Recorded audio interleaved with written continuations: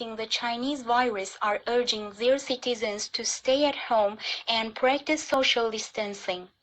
In some parts of the world, countries are enforcing lockdowns of entire cities and regions. At the same time, the Chinese government is relocating large numbers of Uyghur youth from East Turkistan to mainland China, where the Chinese virus is spreading.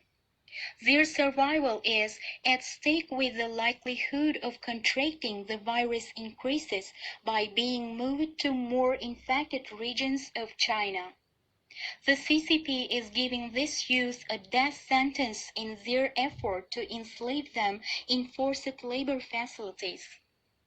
The practice of forced organ harvesting is another act of genocide that the Uyghurs fear, as this lucrative practice also means a death sentence. Uyghurs are human too. They also have the right to live on this earth.